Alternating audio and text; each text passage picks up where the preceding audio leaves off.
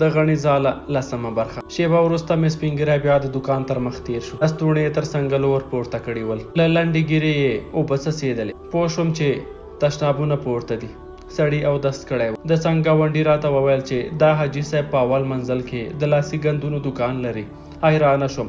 په دې ټیکري کې ماته 1.5 افغانۍ پاتې شوې وې. حاجي صاحب 9.5 ګټلې وې. ماسخوتن مې پیسې وګڼلې. د یوې ورځې ګټه مې 1400 وه. څلا بلا مې خندل چې چا چې یو کال په اوبو کې لنده ډوډۍ خوړلې وي په یو وار دومره ډېره ګټه وکړي خندا به نه ورځي. ښه کار و. له هېڅ چا سره مې مشکل نه درلود. دوکان ته یوازې ښځې راتلې. دوی هم له ما سره ځانونه راحته ګڼل. کله کله به د سودا خونده نه وه، خو یوه ورځ به دومره کمیسونه خرڅ شول چې د څو ورځو غچ به یې ترې واخیست. بوډا مې په سره ژمي کې په نوي مال پسې ولېږه. دا وار مې سرسم ور خلاص کړ. پوهېدم چې کوم ډیزاین، کوم رنګ او کوم جنس ښه بازار لري. بوډا ته مې د ځینو کمیسونو د ټیکریو عکسونه ورکړل. ورته ومې ویل چې ښځې وپوهوه، دوهم ځل همدا تغیرات ترې وغواړه. پوهېدم چې زما فرمایشونه منل کېږي. د کلي ښځې مظلومې وې. په لومړي ځل یې د یو چا لاسي ګندونه ورنه اخیستي وو. په دوهم جنس کې ټول تغیرات په پام کې نیول شوي وو. یو ورځ مې په اول منزل کې د حاجي صاحب په دوکان کې هم هغه څه وموندل چې ما له غزني راغوښتل. لا ښه وه. د کلیوالو ښځو خواري بې ځایه نه تله، خو بیا به هم ډېرې ښځې ماته راتلې. کله کله به یې په خپلو منځونو کې سره وغږېدې. ویل به یې چې همدا کمیس یې په لاندې منزل کې په 15,000 بیه کړی و. سودا مې ښه وه. هغوی چې ډېره ګټه کوله کم جنس یې خرڅوه. ما کمې اخیستې ډېر جنس و. د اوړي په اوله کې بوډا ډوډۍ وکړه. د جمعې ورځ وه. زه او اولادونه مې ورغلو. خامې کوټې رنګ شوې وې. د پلاستیکي فرش پر ځای مستعمله غالۍ اواره وه. زړې ښځې په غېږ کې ونیولم. ژړلې. ویل چې له تا سره مو ژوند ښه شو. بوډا د پنجرې دوکان پرېښی و. د به ډېر وخت په غزني کې تېروه. اوس له قرهباغه پرته مقوره وندړو ته هم زړې ښځې اوار د غم کیسې نه کولې. لاس راته غږېده. اول یې نوې کاسې راوښودې، بیا یې د ګولیو پاکټونو ته ودرولم. ویل یې چې اول وار ډاکټر ته ورغلم. د پښو د کلونو کلونو درد مې ښه شو. دوی پخوا د موټر زاړه ټایرونه سوځول. اوس د ګازو نوې 3 کیلوي ډبه غټه دنیا ورته ښکارېده. ماشومان هم دا وار یو څه پاک ښکارېدل. پزې یې نه بهېدې. پرتوګونه یې اغوستي ول. کالي یې لږ څه منظم شوي وي. له دې انا او نیکه مې یوه ژمنه واخیسته. راسره ویې من. اول پسرلی به خپل ماشومان په مکتب کې اچوي. ما نجونې هم یادې کړې. ناامیده یې نه کړم. ځینې خلک پیسې لري، ژوند نه لري. ځینې خلک پیسې نه لري، خو په ژوند پوهېږي. بوډا پیسې پیدا کړې وې. ژوند ور معلوم و. زه هم د ژوند په رموزونو پوهېدم. خپله مې ښه ژوند نه و تېر کړی. په نس نه وم مړه، خو د نورو ژوند پوهولی وم. وار له واره مې په خوشحال خان کې یو منزله پاک کور کرایه کړ. کور غټه شنه حویلۍ درلوده. مازدیګر به له خپلو اولادونو سره لمر ته کېناستم. پام مې نه و. دلته ښځې کار ته تلې. د څنګ د کورونو پردې نه کش کېدې. یو بل ته مزاحمت نه کېده. ښاري فرهنګ ښه و. اول وار مې زوی او لور ته موبایلونه واخیستل. ټوله ورځ به مو سره نه لیدل. د احوال اخیستلو لپاره ښه و. یو بل سره په اړیکه کې وو. په یوه کال کې مې 2 وارې په نمایشګاوو کې ګډون وکړ. ډېرو خارجي دفترونو غوښتل چې ښځه له اقتصادي اړخه په پښو ودرېږي، پروژې وکاروي. د ګڼو لاسي ګنډونو فرمایشونه راتلل. په اول ځل مې باقي حساب ته ډالر ورغلل. اوس مې عمده سودا هم خرڅوله. کله کله به مې په یوه جنس کې تاوان وکړ، خو په دوهم جنس کې به دومره ګټه راپاتې شوه چې تاوان به یې له منځه یووړ. غریبي په اسانه نشي پورته کېدی. شتمن په سخته خوارېږي. او اوس زه شتمنه وم. له هرې خوا پیسې راتلې. اول پسرلی مې په خوشحال خان کې یو منزله کور واخیست. لور مې یو ځل بیا خفه شوه. او دا وار ډاکټرانو ته حاجت نه و. ما مینه تجربه کړې وه. الا مې نه راغلطېدې. نه مې ډاکټر ته وروسته او نه مې تر ویښتو کش کړه. وار له واره مې ورته وویل چې څوک دی، چیرته اوسي او څه کاروبار لري. ما ویل چې ډاکټر ته دې دا ول نه ولورم. دا وار دې هم ډېرې نخرې ونه کړې. په یو هم صنفي مینه وه. دواړه سره ګران ول. یو بل سره ګرځېدل. یو د بل عادتونه ورته معلوم وو. بده را باندې ونه لګېده. لور مې ځوانه شوې وه. واده یې حق و. هلک هم په ټیلیفون کې سهار چای ته راوغو. غنم رنګی ډنګر ځوان راغی. په بیله کوټه کې سره کېناستو. ځوان په اولو کې ورخطا و، خو وروسته یې د تندي خولې په خپله وچې شوې. عمومي معلومات مې ترې وغوښتل. دوی 15 ورونه ول. په کرایي کور کې اوسېدل. مور او پلار یې ژوندي وو. له عمومیاتو راووتم. اوله خبره مې وکړه، لور مې بیل کور غواړي. ځواب یې منفي و. ویل دا خو نه کېږي، ویل چې دومره پیسې نه لرو، کوی هم بیل کور نشم نیولی. زه به هغه کسان څنګه پرېږدم چې درویشت کاله یې مینه راکړې ده. ویې روزلم، که به ناروغ وم دوی به هم راسره ناروغه ول، که به روغ وم راسره خندل به یې، په خپله وږي ګرځېدل، خو زه به یې په نس موړ ساتلم، لمر ته یې ورنه کړم، درس یې راباندې ووایه او زما لپاره یې سختي وګاللې. کورنۍ مې ژوندۍ ده، نجلۍ په همدې کور کې راسره که اوسېدی شي واده ورسره کوم. ده ته یې کورنۍ ارزښت درلود، لور ته مې هم ارزښت ورکاوه. ومې ویل زما لور در باندې ګرانه ده. سر یې وځړېد. ویې ویل هو. څومره؟ ده وویل ډېره. څومره؟ نیغ یې راته وکتل. ومې ویل د لور لپاره مې ځان ته مرګ منې. یو وار یې وخندل. نه، زه یې د ژوند لپاره غواړم. کافي وه، د زما لور د ژوند لپاره غوښته. بله خبره مې ونه کړه. له ځوانه مې د هغه د کور ادرس واخیست. مازدیګر له مغازې علاودین ته ورغلم. په نقشې کورونه ول. کور مې وموند. هلک خورا ښه ژوند درلود. مور یې یوې کوټې ته وروستم. یو تنکی ځوان او 2 ماشومان کتابونو ته پراته ول. تنکي ځوان په بیړه پښې ور ټولې کړې. بښنه یې وغوښته. له کوټې ووت. دوی په نزاکت پوهېدل. بښنه معنا نیمایي انسانیت، نیمایي نورې خبرې مور راته وکړې. دلته په 3 کوټو کې 10 کسان اوسېدل. یوازې مشر ورور یې واده درلود، نور ټول واړه ول، مکتب ته وتلل. غټه نه غږېده، په غریبۍ نه شرمېده. د کور ټول عاید 100,000 افغانۍ و. وچه یې خوړله، زاړه یې اغوستل، خو په خپلو اولادونو یې درسونه ویل. ګورې چای راوړ. ټکری یې ډېر لنډ و. پوښتنه مې ترې وکړه. جامې یې پخپله اخیستې. د رنګ او انتخاب په واک هم د دې و.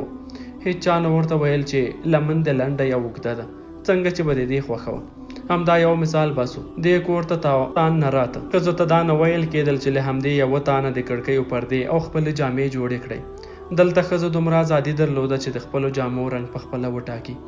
نورې کوټې مې ولیدې، مستعملې ایرانۍ غالینې پاکې وې. ماسخوتن له لور سره کېناستم. د خلکو غریبي مې یاده کړه. هغه نجونې چې نیستمن ژوند یې تېر کړی وي، ډېر توقعات نه لري. دې د موږ له خولې وچ ډوډۍ ټوټه را ایستلې وه.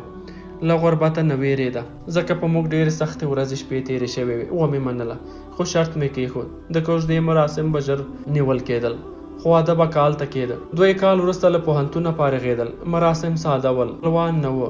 لیور او 2 لرې تربرونه مې ول، خو ما نه خبرول. بوډا سرکارګرې او ليلما ته مې ټلیفون وکړ. ټولې ناخوسو ښځې راغلې. له سرکارګرې مې د شرکت د زړې صفاکارې پوښتنه وکړه. ویل چې هغه پخوانی سکه یې نه ده پاتې، ډېره ناروغه ده. 4,000 افغانۍ مې د علاج لپاره ورولېږلې. یوه ورځ ليلما راغله ژړلې. میړه یې د پښتورګو تکلیف درلود. تداوي یې پیسې غوښتې، ور مې کړې. میاشت وروسته مې زنګ ورته وواهه. راغله، ور یاده مې کړه چې په شریکه به یو دوکان ونیسو. کار ته کوه، پیسې یې زما. غربت پر اجازه زورور دی. ویې منله. ليلما پاکه او زړه سواندې ښځه وه. په سخت وخت کې یې لاس راکړ. غرپه یې راته ونیوله. اوس باید ما له خاورو راپورته کړی وی. په نوي ښار کې مې دوکان ونیو. ګڼې لاسي ګنډنې مې وربار کړې. ليلما په کار پوه ښځه وه.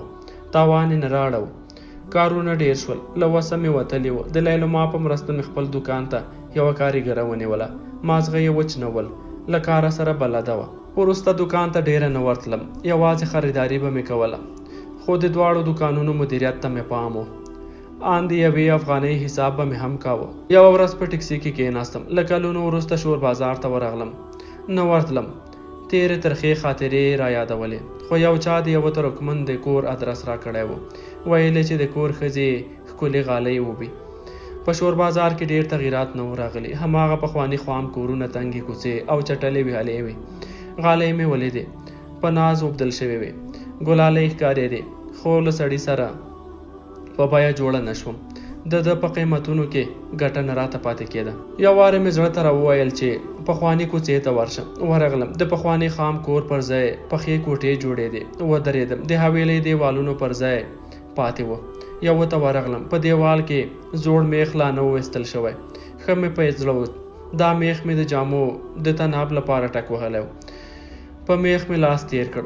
ګوتې مې وسولولې. د میخ زنګونه لرې کړی شوي وو. یو غږ مې واورېد. له چا سره مو کار دی؟ پر ومې کتل. یو سړی د سیمېټو بوجۍ ویري، بل څوک نه و. نو پوښتنه به مې هم له همدې سړي کړې وه. له هغه مې د کور مالک وغوښت. نیغې راته وکتل، په سترګو کې حیراني پرته وه. له ده سره مې خبرې وکړې. دا کور یې 3 میاشتې مخکې اخیستی و. یو ځل مې بیا حویلۍ ته وکتل. د پخواني کور هېڅ نښه نه وه پاتې، یوازې د بدرف څاه لا هماغه پخوانۍ ډبله تخته پې پرته وه او هماسې ګنده او ناپاکه پاتې وه. هغه څاه چې مامور قدوس ترې راختلی و. ټیټه شوم. له خاورو مې د یوې ماتې کاشي یو وړه ټوټه راپورته کړه. د تشناب سپینه کاشي مې وپېژندله. له ټیکرې مې خاورې ترې ایسته کړې، وځلېده. په دې ځلا کې مې خپلې چیغې، ساندې او له پزې راڅڅېدلې څاڅکي وینې ولیدې. لاسونه مې مړه شول. کاشي ولوېده، خو په پښو کې مې دومره زور و چې پرې وخېژم. کاشي مې د بوټ لوړې تیرې پوندې ته سیخه کړه. د ماتېدو له ټکا سره مې په مغزو کې پخوانۍ چیغې ورکې شوې. له سړي مې د مامور قدوس پوښتنه وکړه، خو د په دې نوم څوک نه پېژندل. دومره یې وویل چې دا کور یې له یو ازبک واخیست. پوه شوم کور څو وارې خس شوی و، خو څو ګامه شاته راغلم. په زړه کې راتېره شوه چې د حویلۍ دروازه همدلته وه. مامور قدوس په همدې ځای کې راته ولاړ و. یو دم مې ایق کړل او په خوله کې مې لاړې په هغه ځای ورتو کړلې. منډه مې واخیسته. د کوڅې تر سره په یوه څاه لاړم. بېرته ودرېدم. مامور قدوس مې باید موندلی وی. جومات ته ورغلم. ملا مې باید وار له واره پېژندلی وی. همداسې وشوه، خو د زه ونه پېژندلم. نه و ملامت. اوس د کلونو مخکې هغه خړه پړه طاهره نه وه ورته ولاړه چې ټیکری یې 3 ځایه پینې شوی و. ملا اودس کوه، ډېر فرق نه و پکې راغلی. هماغسې تک سپین مخ او سپین پاسته لاسونه یې ول. طبیعي وه. پوستکی هغه وخت بدلیږي چې ټوله ورځ سره لمر او سړې هوا ته موچیتوب په کولبه پسې روان شي. 3م منزل ته خښتې پورته کړې، خو د هېڅ کار نه کوه. ژمی به ترکي بخوارۍ ته ناست و، اوړی به د جومات چت کې 8 پکې په یو وار تاوېدل. ډوډۍ هم چربه وه. نوبت و. خلکو ورته واړه نوبتونه ټاکلي وو. هر چا به ډوډۍ ورته راوړه. لمونځ په خپل وخت کوه، خو قیمت یې له نور واخیست. په هر کور د میاشتې 2.5 افغانۍ حواله وې. ملا صاحب ته به یې راټولولې. له ملا مې د مامور قدوس د کور پوښتنه وکړه. حیرانې سترګې یې راته واړولې. ادرس یې نه راکوه. ذهن یې په اسانه لوستل کېده. پاک او حیاناکه مامور قدوس به دې سپین سترګې بې چادرۍ پردې ښځې څه کوو. ورته ومې ویل چې پوره وړې یم. نرم شو. ادرس یې راکړ. د ده په خبره کور یوازې 2 کوڅې مزل غوښت.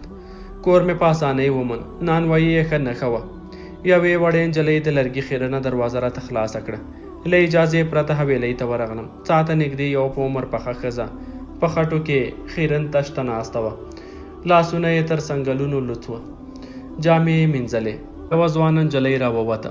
جارو کړې خاورې یې تر برنډې لاندې واچولې. بېرته د کوټې ورته ور وګرځېده، خو یو دم ودرېده. مخ یې راواړوه. له هماغه ځای راغږ کړل. موږ تر 5 کلونو کم ماشومان نه لرو. پوه شوم چې دې د واکسیناتورې ګمان را باندې کړی و. خو زه برنډې ته ور وختم. په عمره پخه ښځه هم حیرانه ودرېده. وار له واره مې ورته وویل چې مامور قدوس غواړم. دواړه یو بل ته وکتل. حیرانۍ مې ورلنډه کړه. ومې ویل چې یو وخت مو په پخواني کور کې اوسېدم. دواړو هېڅ حرکت نه درلود. د ډبرو غوندې وچې ولاړې وې. په پخواني کور کې ډېر خلک اوسېدلي ول. دې ښکلې ښځې په مامور قدوس څه کوه؟ اول له عمره پخه ښځه راژوندۍ شوه. لاس یې راوغځوه. بیا ځوانه نجلۍ په برنډه کې یو زوړ لیمڅی راته هوار کړ. ټولې کېناستو، خو لا هم د دواړو سترګې له حیرانۍ ډکې وې. ومې خندل. چای مو وغوښت، خو د دوی شونډې ویړې نه شوې. یوه شېبه غلې وې. ښځې نجلۍ ته د چایو د راوړلو اشاره وکړه. کور ته د یوې پردۍ ښځې د ورتګ علت معلومول په یوه پیاله چای ارزېده. یو دم له کوټې چغې راغلې. اول یوه کوچنۍ نجلۍ راووته. وروسته د ویښتو د ږمنځولو زوړ برس پسې راغی. برس په تش کې ولوېد. د صابون ځګنې اوبه باد شوې. ښځه ورغله. له کوټې د ښځې پوچې خبرې راووتې. درب شو. په کوټه کې یوې بلې نجلۍ وژړل. اوله ماشومه د حویلۍ په دروازه کې ودرېده. جړ خیرن ویښتان یې لرل او په مخ کې یې خیرو تورې لیکې ښکارېدلې. دوی باید دا وخت جنګ نه وی کړی. پوهېدم چې دا ځل زما وار دی. له لاسه به مې نیسي، د دروازې به مې باسي. ښځه راغله. ټنډه یې تروا وه. ویې نه شړلم، خو د شړلو لپاره یې مقدمه جوړه کړه. ویل چې زما میړه څه کوي؟ لنډ مې ورته وویل چې یو وخت د تاسو په زاړه کور کې اوسېدم. په خوله کې راولوېده. له هغه وخت سره کومه علاقه نه لرم. د اوس خبرې کوه. اوس څه غواړې؟ ومې خندل. تاسې له میلمنو سره داسې رویه کوئ؟ غلی شوه. خو لا یې هم تندي ننوتې ګونځې درلودې. ویې ویل خو میلمه باید وپېژنو، ته څوک یې؟ ولې یو دم کور ته راغلې؟ ولې دومره زړوره یې؟ نجلۍ یو زوړ پتنوس په غولي کېښود. په پتنوس کې تور لوګي وهلې، شنه زړه چاینکه او یو ګیلاس او څو کلکې شیرینۍ ایښې وې. ښځې ته مې وویل دا دې څه ده؟ ښځې ته غوسه ورغله. په خوشکه یې وویل هله نو زه کار لرم، ګیلاس در واخله. نجلۍ وویل ابۍ بده ده، داسې رویه مه کوه. ښځه له برنډې ښکته شوه، د جامو مینځلو ته شته کېناسته. نجلۍ پیاله راته ډکه کړه. ویې ویل خوا مه بده وه، وخت خراب دی. تېره میاشت څو کوڅې لاندې یوه کور ته 2 ښځې ورغلې وې. ویل چې د واکسین والا یو. په کور کې نارینه نه وه، یوازې یوه ښځه وه، تړلې یې وه. د کار شیان یې ټول ترې وړي وو. ومې ویل ته د مامور قدوس لور یې؟ ویې ویل هو. مکتب وایې که پوهنتون؟ یو دم یې غټې تکې تورې سترګې له اوښکو ډکې شوې.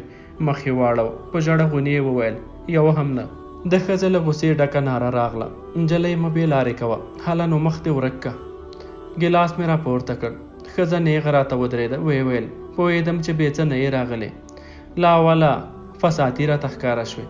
که عزت در باندې ګران وي نو په پټه خوله له کوره ووځه. نه تلم، په ما باندې عزت ګران و. د عزت لپاره راغلی وم. ما باید هغه څوک لیدلی وی چې زما عزت ته یې په سپکه کتلي و. ومې ویل یو وخت د تاسو په زاړه کور کې اوسېدم. یو دم مې تر مټ ونیولم، چیغه یې کړه بس ده، کانګې مه راوله. دا 3م وار دی چې همدا یوه خبره راته کوې. په ولاړېدو کې مې وویل د 2 میاشتو کرایه را باندې پاتې ده. د ښځې ګوتې مړې شوې. کېناستم. ومې ویل هغه وخت نیستي را باندې راغله، وتښتېدم. کرایه همداسې پاتې شوه. ښځه د برنډې پر ژۍ کېناسته، سر یې وځړېد. یو دم یې وژړل. ومې ویل نه یې ملامته، ما باید په اول کې درته ویلي وای. ښځې په ژړا کې خپلې لور ته اشاره وکړه. نجلۍ لاړه. په یوه واړه قاب کې په حساب 3 چاکلیټ راوړل. چاکلیټ د ډېر وخت راته ښکارېدل. د کاغذونو زر ورقې وتلی و. ما ګیلاس را واخیست، خو ښځې زما بکس ته وچې سترګې نیولې وې. په بکس کې به خامخا د 2 میاشتو د کرایې پیسې وې. نه وه غلطه، سم فکر یې کوو. ما ترکمنې غالۍ خرڅوونکي ته بیه نه راخیستې وه. سودا ونه شوه، پیسې پر ځای پاتې وې. خو کرایه مې چیرې ورکوله؟ مامور قدوس مې لید. یوازې یو ځل لاړې مې ورته کولې، نور ته تلم. ښځه په خپله راته کډه شوه. 2 زامن او یو لوري ول. زامنو یې د بایسکلونو د ترمیم ورکشاپ درلود. یو ته یې واده کړی و. 4 لوڼې یې درلودې. د نیستۍ له لاسه یې ګزاره سخته وه. وروسته د خپل میړه په اړه راته وغږېده. ناروغ و، بله لار یې نه درلوده. کور یې د علاج لپاره ورته خرڅ کړی و. دې بدې ورځې کولې، وچه ډوډۍ یې په سخته موندله. ښځو او ماشومانو ته مې خوا بده شوه.